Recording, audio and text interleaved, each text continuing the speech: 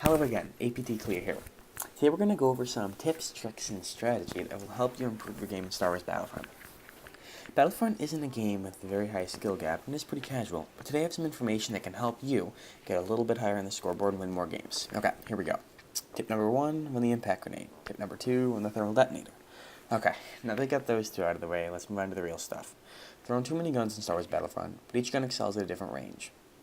So tip number 3 is use the right gun for the right range. I always seem to find a teammate in every game I play who's using the T-21B blaster, which is pretty much a DMR, inside on Hoth. Doing that is pretty much a guaranteed death. I'll go through each of the engagement ranges that you'll encounter in Battlefront, and what blaster I think running best prepares you for the situation. If you're up close, the Undisputed King is the SC-14C. Survivor on Burst Pistol can melt enemies at close range if you put your shots on target. When you first use it, at least on console, its recoil is a little disorienting. It kind of put me off a little bit, but once you play for a while, you don't notice it anymore.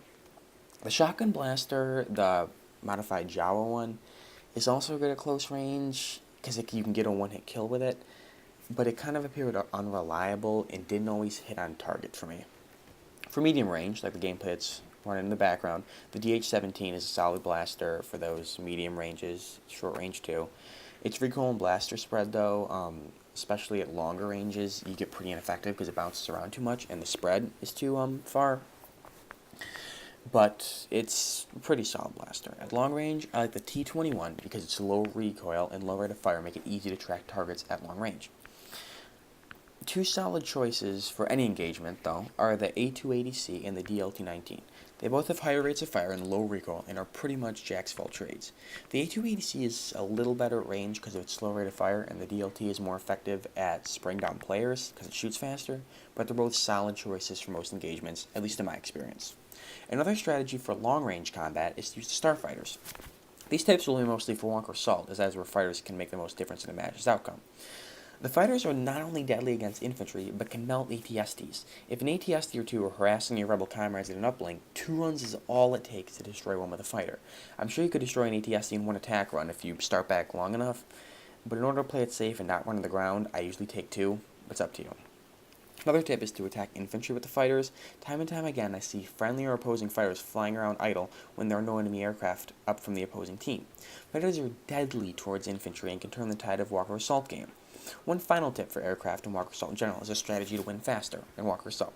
It may seem like common sense, but damage the weaker Walker first of the two, and if you're in a snowspeeder, try to trip the one with more health. I've seen multiple times where there is a Walker at around 10% health and another at around 70% health, and the snowspeeder will go for the weaker one, which pretty much dooms the rebels to lose because they can't hope to take down the 70% health in one uplink.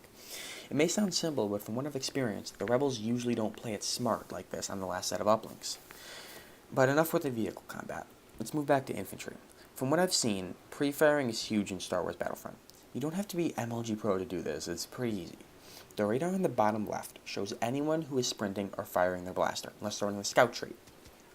So if you see on the radar where an enemy player is and you know they have to be around the corner, start shooting while turning the corner. It doesn't hurt if there's no one there because then there is no ammo in Star Wars Battlefront, so you don't run out any faster. And if there is a target, then you just got the drop on them and you can kill them that much faster. This is a tactic that is obviously more useful in closer quarters, but it's an easy habit that if you get in the practice of doing, you can get kills and not get killed more frequently when turning corners. So those were some tips that I had for you to help improve your game in Star Wars Battlefront. Remember, I play on PS4, so some may or may not be applicable for PC. If you guys know of any other tips or anything, be sure to post it in the comments. That's all I have for you guys today, but be sure to check out my other video, where I give a rundown of the homing shot and discuss what could be done to put it in balance with the game. I hope all of you have a great Thanksgiving tomorrow, or today, or I hope you did, whenever you watch this, and I look forward to seeing you again.